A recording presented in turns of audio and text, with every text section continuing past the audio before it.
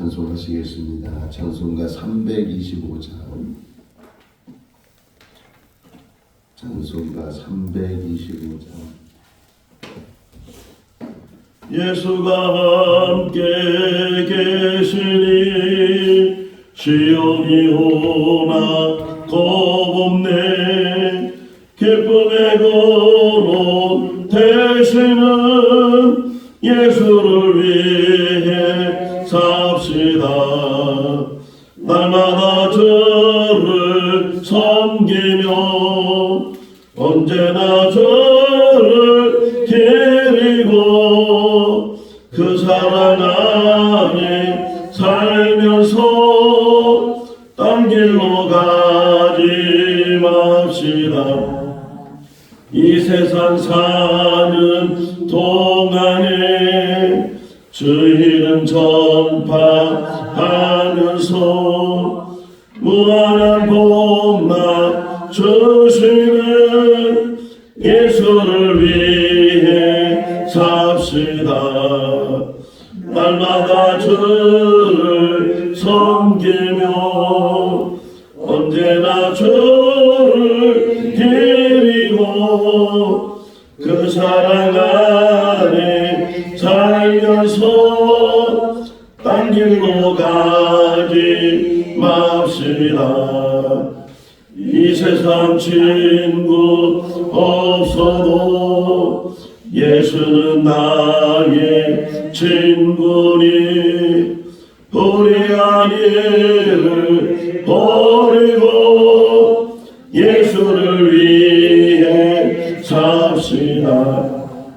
날마다 주를 섬기며 언제나 주를 기리고 그 사랑 안에 살면서 딴 길로 가지 맙시다. 주께서 심판하실 때 잘했다 칭찬하리니 이러한 상급 받도록 예수를 위해 삽시다. 날마다 주를 섬기며 언제나 주를 기리고 그 사랑 안에 살면서 딴 길로 가지 맙시다. 고린도전서 14장 26절에서 40절 말씀입니다.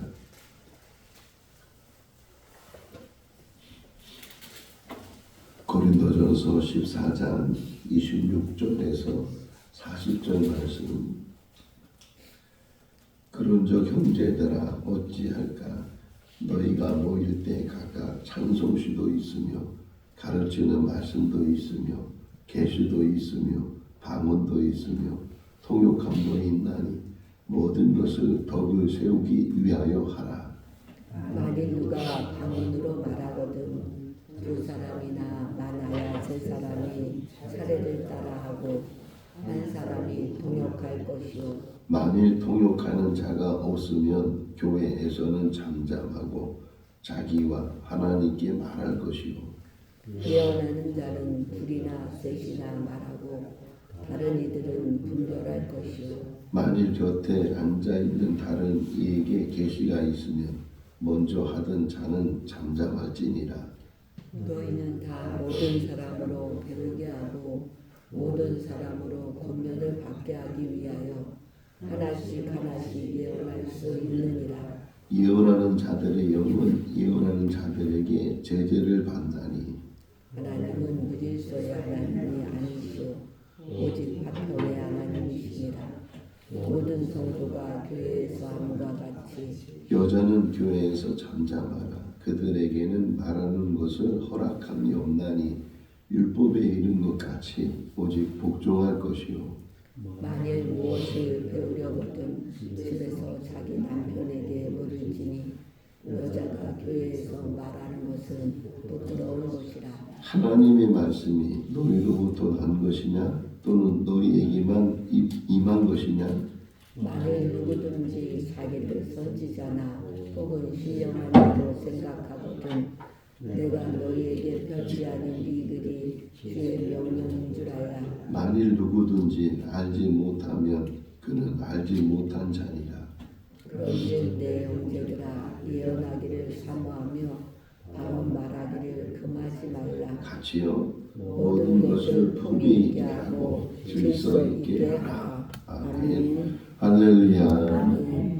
예루살렘 교회에서부터 시작된 복음의 역사가 사마리아 지역에도 또 다른 지역에도 그리고 더 나아가서는 안디옥이라는 곳에서는 유대인이 아닌 헬라인들에게 복음이 증거돼서 최초의 이방인 교회가 세워지게 되고 그 이방인 교회가 세워졌을 때 예루살렘 교회에서 바나바를 지도자로 보냈을 때 또 바나바는 다수에 있는 바울을 또 같이 불러서 동역을 하게 돼서 그 안디옥 교회가 든든히 서가게 됐는데 또 바나바 바울이 성령에 의해서 그 안디옥 교회에서만 목회를 하는 것이 아니고 다른 지역에 복음을 전하기로 결심하고 또 성령이 그들을 인도해서 이제 다른 지역에 가서 복음을 전하고 또 복음을 전한 그러한 지역의 교회가 세워지게 되고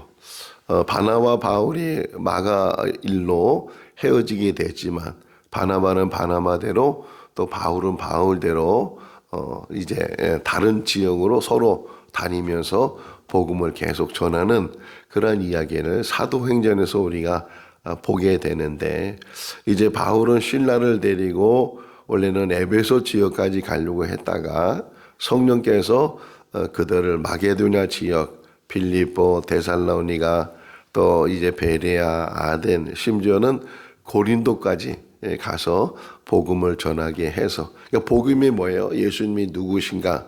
예수님은 우리의 구주이시다. 예수님을 통해서 우리가 제사함을 받게 되고 또 예수님을 통해서 죽은 자가 살아나서 이제 우리는 영원한 부활에 거기에 동참하게 된다. 내일부터는 또 15장에 가서 부활에 대해서 말씀을 묵상하게 되는데 그렇게 예수님이 누구신가를 그들에게 전하고 또 듣는 사람들 중에는 예수님을 구주로 영접해서 그래서 그들을 통해서 이제 교회가 시작이 되죠. 우리처럼 이게 건물이 있어서 교회로 하는 것이 아니고 가정 안에서부터 이제 교회가 시작이 되는데 이 바울이 다니는 곳마다 복음을 전해서 많은 핍박과 어려움이 있었지만 그럼에도 불구하고 또 성령의 역사가 함께해서 그래서 여러 곳에 교회가 세워지게 되고 특별히 아덴에서 바울이 많은 실망을 하고 이제 고린도로 갔을 때 거기에 브리스길라와 아굴라라는 그런 두 사람을 만나서 새로운 힘을 얻게 되고 또 일이 같았잖아요. 천막 짓는 일을 생업으로 같이 하면서 그 고린도 지역에 복음을 전하게 되고 사도행전을 보니까 한 1년 6개월 동안 거기 머물렀다. 짧은 기간이 아니죠. 다른 지역에서는 그렇게 오래 머물지 못했는데 에베소 지역은 좀 더 오래 머물렀지만 다른 지역에서는 오래 머물지 못했지만 이 고린도 지역에는 그래도 1년 반 동안 거기에 머물면서 많은 사람들에게 복음을 전하고 자연스럽게 고린도 교회가 세워지게 됐어요. 계속 머물러 있지 못하니까 바울과 이제 또 다른 동역자들이 떠나게 되고 거기 나중에 아볼로가 또 가서 계속 목회를 하게 되는 그런 일도 보게 되는데 그러면서 이제 자연스럽게 고린도 교회가 세워지면서 그들이 모이기 시작하잖아요. 그러니까 모였을 때 뭐 매일 모였는지 아니면 뭐 성경에서 보니까 안식일 지난 다음 날이 주일이잖아요. 예수님이 부활하신 날. 그래서 많은 사람들이 주일에 이제 또 한 곳에 모여서 그들이 같이 귀한 모임을 갖게 되는데 그냥 모임 자체가 되는 게 아니고 자연스럽게 모이니까 예배를 드리잖아요. 오늘 26절을 보면 예배의 모습, 그러니까 초대교회 2000년 전의 교회들이 어떻게 모여서 예배를 드렸는가. 빌립보서 2장에서도 또 그걸 잘 설명하고 있는데 노래하는 것, 기도하는 것 이런 것도 지금의 우리 교회의 어떤 예배 틀을 가지고 있는 것은 아닌데 또 초대교회 나름대로 특별히 초대교회 중심 중에 하나가 11장에 나왔던 것처럼 성만찬 예수님께서 마지막 잡히시기 전에 제자들에게 그 만찬의 어떤 예식을 행했는데 그것이 초대교회에 이제 자리를 잡게 되고 그래서 만찬을 이제 모여서 하게 되는데 또 그것 때문에 또 문제가 생긴 게 애천하는 문제.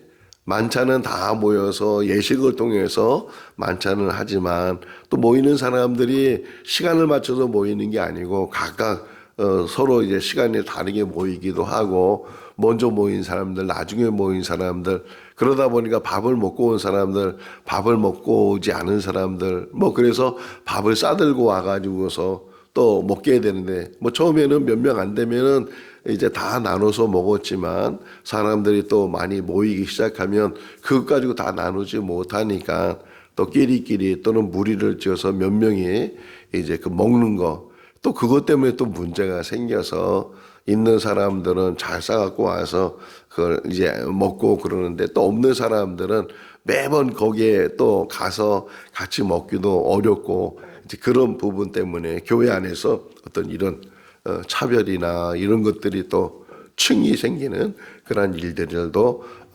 고린도 교회에 있었다 하는 것을 우리에게 보여주고 있어요. 어쨌든 이렇게 모여서 지금 26절에 보니까 찬송시를 부른다. 찬송.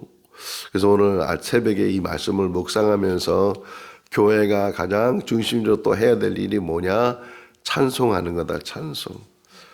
바울과 실라가 빌립보에서 귀신 들린 여자의 병을 고쳐줬을 때 오히려 그것 때문에 매를 맞고 심지어는 빌립보 감옥에 갇히게 됐는데 그 빌립보 감옥에서 바울과 실라 묶였잖아요.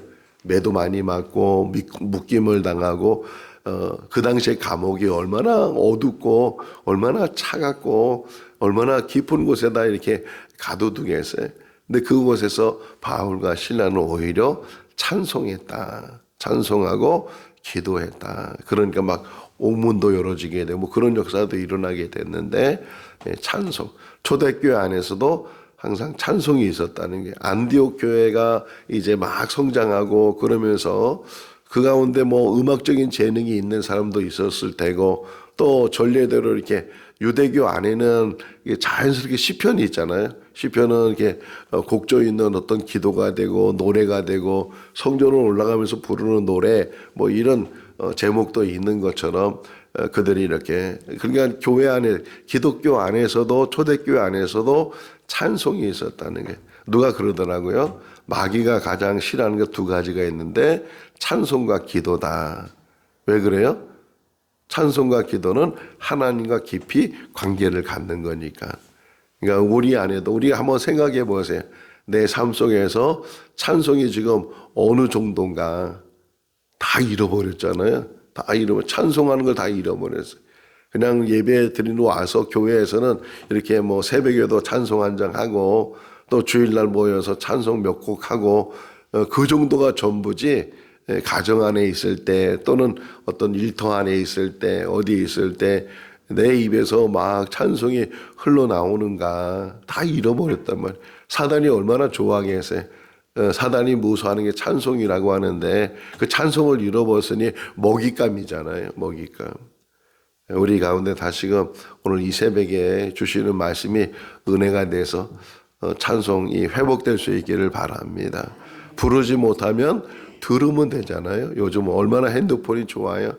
찬송을 들으면서 하루 종일 그 찬송 안에 거하는 제가 안양에서 교육전사로 있을 때 그때 택시를 운전하는 집사님 안수 집사님이 한 분 계셨어요. 참 사람 좋으시고 그런데 한 번은 그 집사님 택시를 타고 어디 같이 이제 교회 심부름을 가는데 간증을 하더라고요. 자기가 예수 믿기 전에는 뽕짝을 얼마나 좋아했는지 그때는 다 카세트잖아요. 카세트 그냥 뽕짝 카세트만 매일같이 들었다는 거예요. 뭐 어떻게 뽕짝이 뭔지도 좀 잘 모르지만 어쨌든 그렇게 그 세상 음악에 취해가지고 살았는데 자기 아내를 통해서 교회를 나가게 되고 은혜를 받게 되고 그랬더니만 어느 날부터는 이 뽕짝이 듣기가 싫다는 게 그러면서 다 이제 복음성가 찬송가 이걸 이제 바꿔서 그래가지고서 듣게 되는데 너무 행복하다고 너무 좋다고. 찬송이 회복되면 마음이 회복돼. 근심, 걱정, 염려, 두려움 이 모든 것들을 다 쫓아낼 수 있는 것 중에 하나가 찬송이에요. 우리 입에서 지금 잃어버렸잖아요. 잃어버린 걸 찾아야 되는데 그 잃어버린 것 중에 하나가 찬송하는 게 찬송하는 거. 저희 어머니 옛날 어르신들은 이 곡이 있는 게 아니고 무곡이죠. 그냥 가사만 이렇게 있는 거 그거 우리 어머니 이렇게 보시면서 찬송하시는 모습 중에 눈에 선한데 그렇게 찬송하실 때로는 우리 어머니도 우시면서 찬송하고 이제 그런 모습이 눈에 선한데 정말 옛날 어르신들 찬송하고 뭐 그렇다고 해서 곡을 많이 알고 있는 것도 아니고 제대로 음을 잡는 것도 아니고 그런데 그 음이 그 음이고 똑같은 다른 찬송인데도 한 음으로 그냥 같이 부르기도 하고 그러지만 그 찬송이 얼마나 우리를 회복시키고 하나님의 은혜가 하나님은 사람을 왜 만드셨다고요?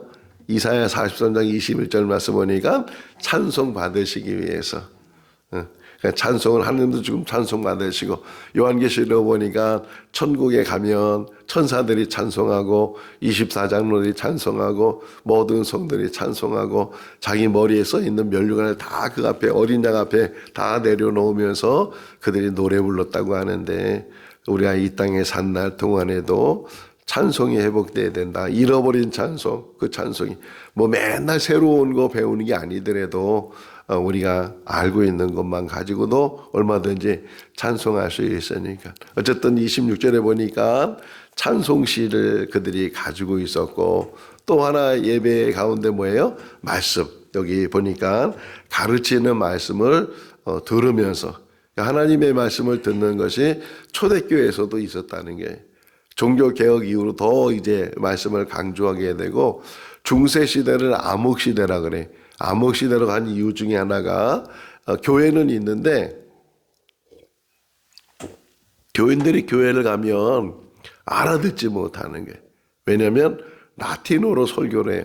라틴어 성경을 읽고 라틴어로 설교를 하고 그러니까 물론 라틴어를 공부한 사람도 없잖아 있겠지만 그러나 일반 사람들은 라틴어 공부를 할 여력도 없고 먹고 살기도 바쁘고 그런데 뭐 들으니까 우리가 누가 와서 이게 불어로 막 설교를 하면 제대로 알아듣겠어요? 잘 못 알아듣는 것처럼 그러다 보니까 이게 말씀이 없는 게 말씀이. 뭐 이게 신부님이나 어떤 교회의 사제들이 자기들은 말씀을 전한다고 하지만 알아들었죠. 이제 방언에 대해서도 얘기하잖아요. 방언을 하지 말라는 게 아니고 방언을 알아듣지 못하면 자기에게도 유익이 안 되고 다른 사람에게도 유익이 안 되니까 알아들어야 된다. 제가 몽골에 가서 깨달은 것 중에 하나가 그때 몽골 선교가 그렇게 오래되진 않았는데도 그 초기에 갔던 선교사님들이 성경을 일찍 만들었어요. 몽골어 성경을 일찍 만드니까 몽골 사람들이 스스로 성경을 보는 거예요. 스스로 성경을 보고 또 그 성경을 가지고 또 말씀을 듣고 그러다 보니까 신앙이 더 잘 성장하게 되고 또 하나님의 말씀을 잘 깨닫게 되고 또 교회 안에서 제가 이제 우리 성도들에게 한번 성경을 통독해보자. 그래서 저희 아내하고 우리 성도들이 아예 교회에서 숙식을 하면서 아침 일찍 일어나서 밤늦게까지 창세기부터 요한계시록까지 성경을 읽었는데 근데 저는 토요일까지 갈 줄 알았는데 금요일쯤에 이제 성경을 다 읽게 됐어요. 근데 월요일 날 이렇게 제가 이제 모여서 시작하기 전에 사진을 찍었고 또 금요일 날 이제 다 성경을 읽은 다음에 사진을 찍었는데 근데 이게 비교해 보니까 월요일 날 찍은 사진은 다 이렇게 뭐 심각해. 다 근심 걱정이 얼굴에 가득 쌓여가지고서 그래가지고 심각한 얼굴로 다 이렇게 있는데 금요일 날 찍은 사진은 다 천사의 얼굴로 바뀌었어요. 할렐루야. 하나님의 말씀은 살아있는 줄로 믿습니다. 두 번째가 말씀을 잃어버린 거예요. 찬송을 잃어버리고 말씀을 잃어버리고 얼마나 말씀 우리가 이 영양식을 삼고 있는지 그나마 새벽에 나와서 이렇게 말씀을 들은 거 이게 우리의 양식이 되는데 정말 하나님의 말씀을 붙들고 얼마나 이 말씀을 사모하고 말씀하는 이 말씀이 정말 꿀보다 달다 그러잖아요. 이 말씀 가르치는 말씀 전해주는 말씀 들려지는 말씀 살아있는 말씀 40일 동안 금식했던 예수님에게 마귀가 사단이 나타나가지고서 이 돌을 가지고 떡을 만들어서 먹으라고 그렇게 말을 했을 때 사람이 떡으로만 살 것이 아니고 하나님 입에서 나오는 모든 말씀으로 살아야 하느니라. 하나님 입에서 나오는 말씀. 예언에 대한 2000년 전의 예언이라는 것은 이 당시에는 말씀이 없으니까 이렇게 기록된 말씀이 없으니까 하나님으로부터 받아서 그 말씀을 전해주는 게 예언인데 그 당시에는 그것을 이제 바울이 강조했지만 지금은 이렇게 하나님의 말씀이 우리에게 다 적혀져서 또 우리에게 전해졌으니까 얼마나 마음만 먹으면 언제든지 하나님의 말씀을 우리가 할 수 있는데 저는 뭐 성경을 많이 읽지 못했지만 어떤 분이 그런 간증을 하더라고요. 성경을 수십 번 읽다 보니까 수십 번 읽는다는 게 쉽지 않잖아요.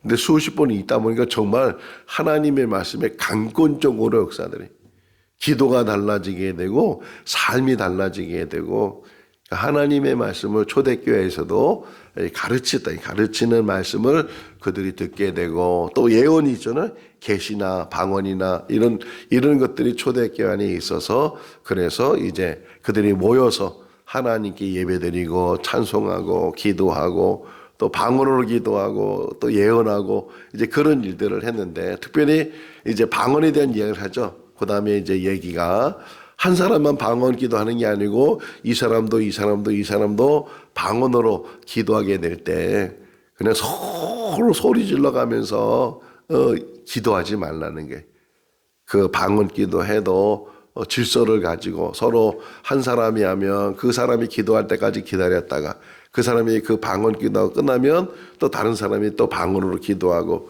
또 다른 사람이 방언으로 기도. 근데 반드시 그 안에는 통역하는 게 있어야 된다.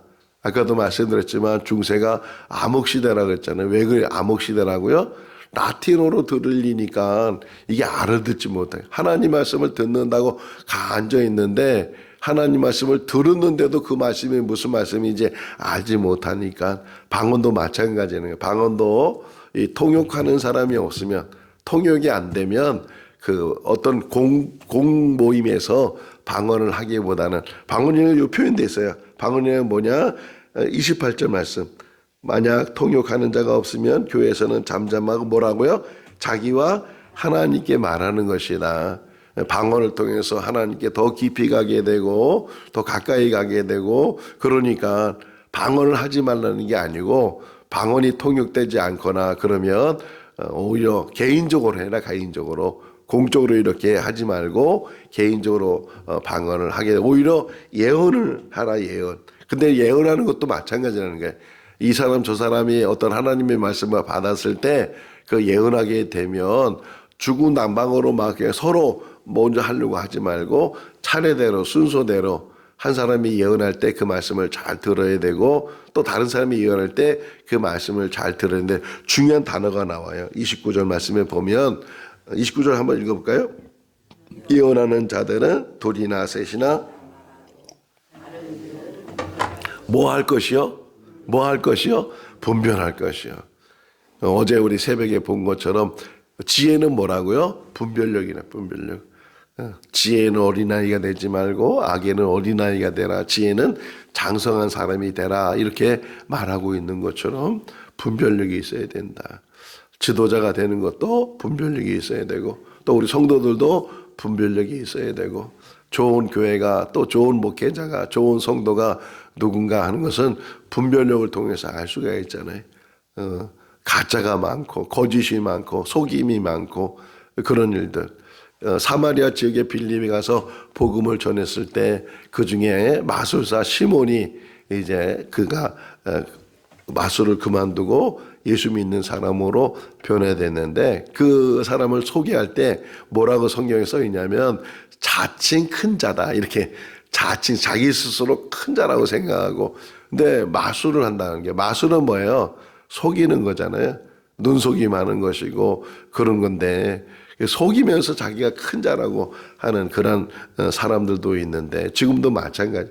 또 예수님 마태복음 24장에 보게 되면 마지막 때가 되면 거짓 선자들이 많이 나타나고 심지어는 적그리스도가 나타나게 된다.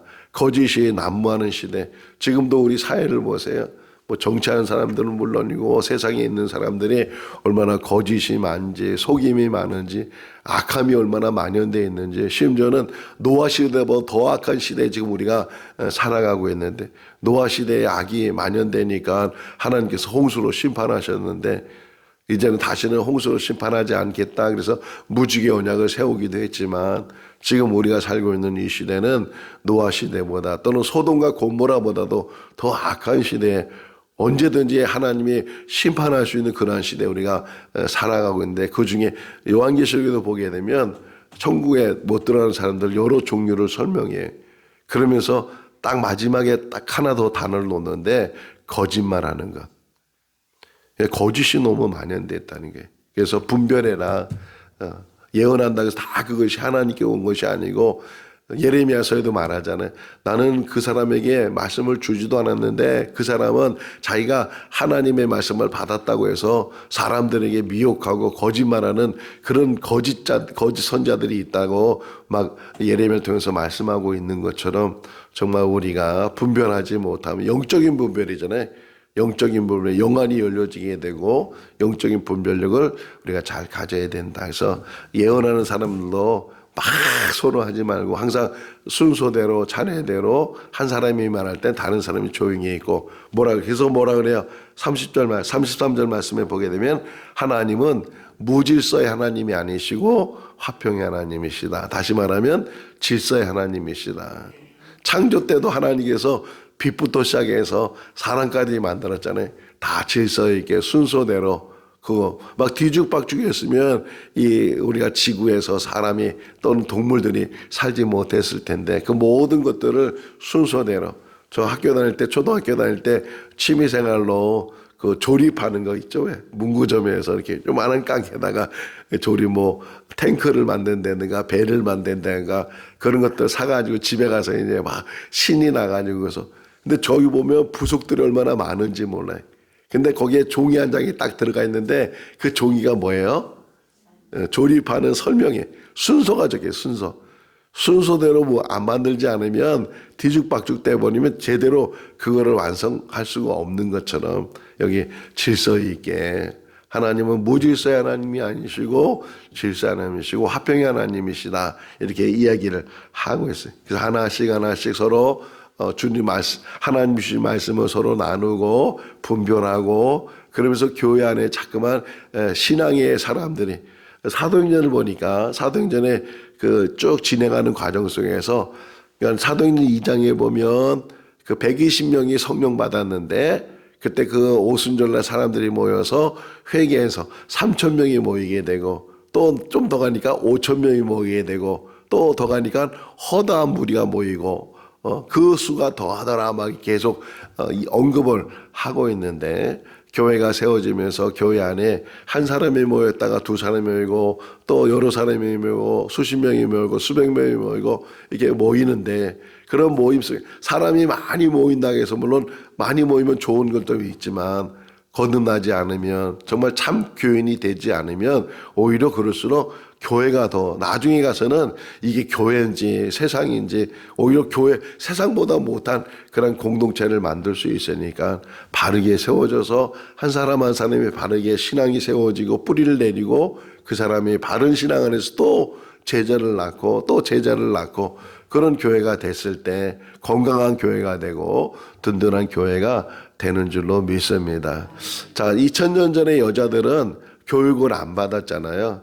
그래도 그나마 남자들은 뭐 회당을 간다든가 뭐 어딜 간다든가 이렇게 교육을 시키지만 여자들은 뭐 배우는 어떤 그게 선교사님들이 우리나라 들어왔을 때도 여자들은요 학교로도 안 보내고 교육을 그래가지고 뭐 이어 학당이나 이런 여자들 배울 수 있는 학교를 세워서 서소평 선교사님 얘기를 전에 했었잖아요. 서소평 선교사님은 독일 사람이었는데 미국에 건너가서 간호사가 되고 우리나라에 와서 선교사 한 22년 동안 선교 사역을 하면서 정말 헌신적으로 하셨는데 특별히 그분이 여권 신장 여자들을 가니까 이름도 제대로 안 줘줘서 그 서소평 선교사님께 글을 보게 되면 이런 얘기가 나와요. 그냥 여자들 이름을 안 붙여줘서 큰 년 작은 년 이렇게 먼저 낳았다고 큰 년이고 그다음 낳았다고 작은 년이고 이름도 없이 그렇게 여자들이 살아서 그 사람들에게 이름을 붙여주고 또 공부를 가르쳐주고 그렇게 했다는데 지금 이 상황이 여자는 잠잠하라 성경에 있다. 여자는 교회에서 잠잠해야 된다. 그렇게 얘기하면 안 된다네. 그 당시 상황 속에서 여자들이 배운 게 없으니까 얼마나 궁금한 게 많고 알고 싶은 게 많고 그런 일이 얼마나 많겠어요. 근데 이게 막 서로 막 그러다 보면 제대로 질서 있게 이게 교육이 안 되고 그러니까 뭐라 그래요? 그 설명이 여자는 잠잠하라 하는 이유 중에 하나가 너희가 배우고 싶으면 알고 싶으면 집에서 남편에게 물어봐서 그래서 그것을 아는 사람이 되라. 무질서하게 막 그냥 시장터를 만들지 말고 교회는 교회답게 잘 질서 있게 세워나가야 된다 하는 것을 여기서 가르쳐주고 있어요. 그러면서 서로 마지막 39절 말씀해 보게 되면 서로 사모할 것이며 또 서로 누가 이게 너희 방언하는 거 뭐 하지 말라고 하는 그런 것들. 전에 있던 교회에 하나 이제 그 교회가 여러 이제 민간인 지역에 있다 보니까 새벽에 나와서 지금도 우리도 이렇게 지금 주변에 집이 있는데 새벽에 나와서 막 큰 소리로 이렇게 기도하면 지금은 이렇게 방음장치가 좀 그래도 돼 있는데 옛날 건물들은 그런 게 없잖아요. 그러니까 막 소리 지르면 새벽에 그냥 막 소리 지르면 그 소리에 그 집에 있는 사람들이 잠을 그냥 깨게 되고 그러다 보니까 교회에 와서 막 항의를 하고 떠들지 말라고 조용히 안 하고 그러니까 그때부터 이제 교회 안에서 새벽에 나와도 침묵으로 기도하고 소리내서 기도하면 안 돼. 그게 어떻게 보면 전통이 돼 버리니까 전통이 되다 보니까 이제 외지에서 또 이제 순복음이나 뭐 이런 데에서 신앙생활 하는 사람은 막 방언으로 기도해야 되고 큰 소리 기도해야 되고 막 그러는데 근데 와서 이제 제가 있는 교회에 와서 이제 그런 사람들이 큰 소리로 예배 마치고 개인 기도할 때 막 큰 소리로 자기 딴에는 정말 힘을 다해서 기도하는데 옆에서 뒤에서 뚝뚝뚝 치더래. 조용히 하라고 소리 내지 말라고. 그게 시험 들어가지고서 다 이게 사람마다 기도하는 모습도 다르고 어떤 모습이 다 다양한데 여기 뭐라 그래요? 여기 다 금하지 말라 그러잖아요. 서로 간에 인격적으로 잘 인정해주고 어떤 사람은 외향적이고 어떤 사람은 내성적이고 다 성격도 다르고 하는 모습도 다른데 그런 모습들이 다 하나로 모여져야 된다. 그러면서 맨 마지막 40절 한번 읽어볼까요? 모든 것을 품위 있게 하고 질서 있게 하라. 마지막 이제 당부하는 게 품위를 가지고 질서 있게 하라. 이 교회가 품격적이어야 된다. 품격적이고 또 교회 안에 질서를 잘 세워나가서 그래서 하나님께서 원하시는 그런 교회가 세워지고 구원 역사가 날마다 일어나는 그런 교회가 될 수 있기를 주님의 이름으로 축원합니다. 기도하겠습니다. 사랑이 많으신 하나님 아버지, 우리가 신앙생활하면서 어느덧 타성에 붙어서 찬송을 잃어버리고 또 하나님의 말씀을 멀리하고 살아갈 때가 많이 있습니다. 오늘 주신 말씀이 다시금 우리를 경각하게 하여 주셔서 찬송이 회복되게 하시고 기도가 회복되게 하시고 또 하나님의 말씀이 회복되는 은혜가 있게 하여 주시옵소서.